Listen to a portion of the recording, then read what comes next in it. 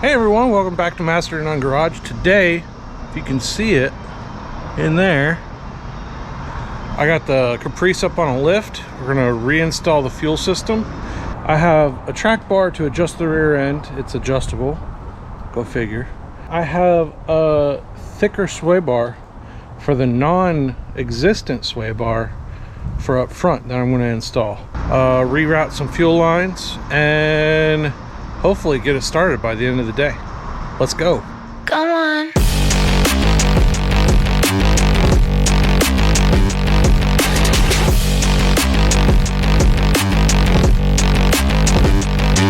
Yeah.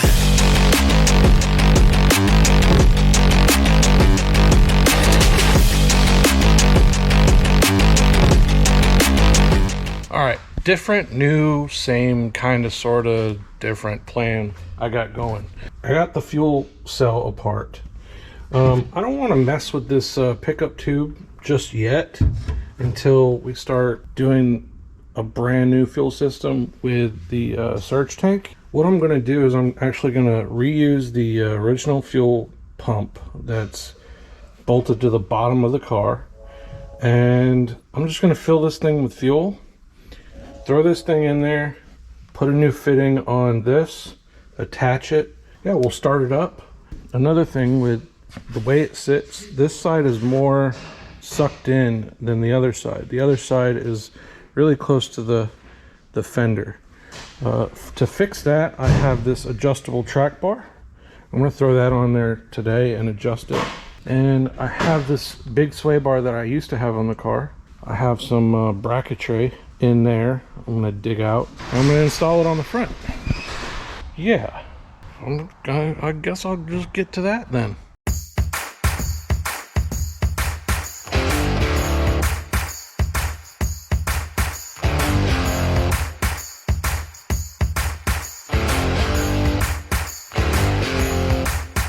Got the new line hooked up. This one is -6 and that one is -8. So I'm gonna have to go underneath the car and block off the return. We're probably gonna run a returnless system anyways, so it's probably a good idea to just block that off right now. I can put fuel in it, see if we have any leaks, and see if we can start it.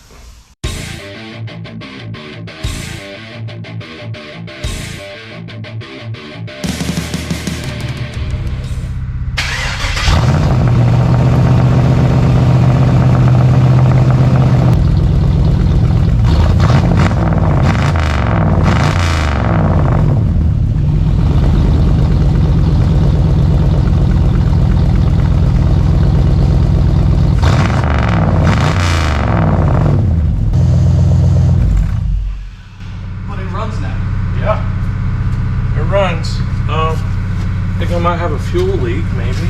Not fuel leak, that's from filling it up. Yeah, all good. I knew you would come out of there. Is that why you revving it so much? No, I just wanted to see the throttle response. Because I've been fighting this fuel system since forever. I heard it fire up. I was like, okay, I'm coming out. I need to see this. All right, so it runs. That's a good thing. On to the sway bar and the track bar, and then I'll stick a fork in this this video because it'll be done.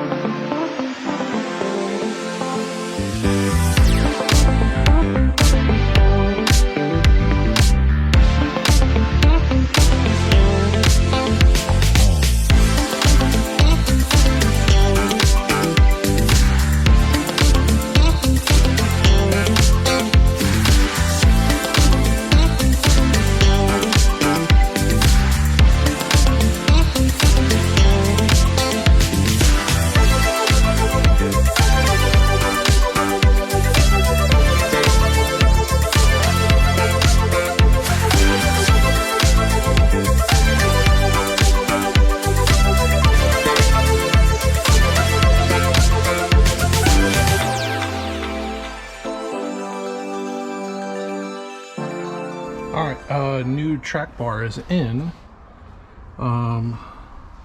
It's tight. What I had to do was, I'll show you. So the new track bar came with these sleeves, and then it came with different sleeves with a smaller diameter inside.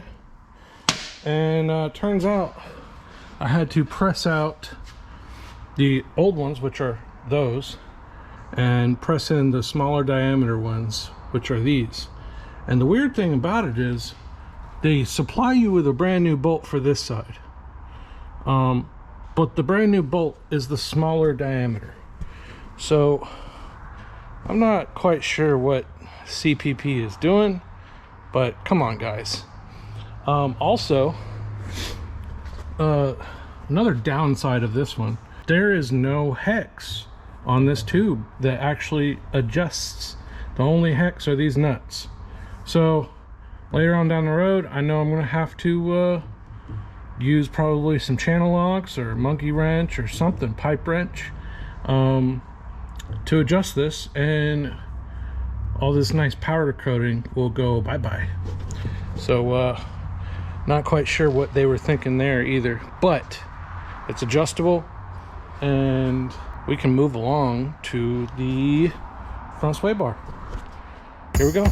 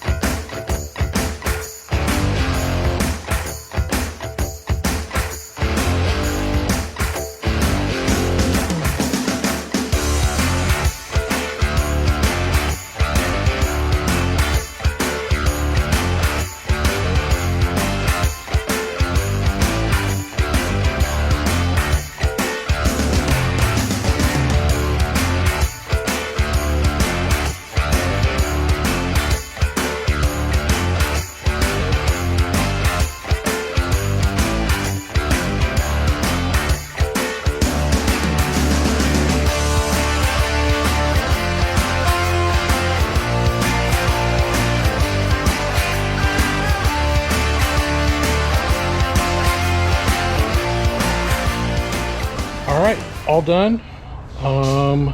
Track bar actually worked, even though I haven't adjusted it. There's plenty of space on this side, and then there's plenty of space on the other side. So might need it to go that way a little bit more, but it's good to go. Sway bars on the front. It doesn't drive because it has the spacers that really aren't for it. Still waiting on the spacers in the mail. Probably be a few weeks until I work on this again. Waiting on some parts, but yeah, I think we can move on to clearancing the front so it can turn, and then metalwork. So I'll see you guys next time. Keep doing it till you've done it. And subscribe!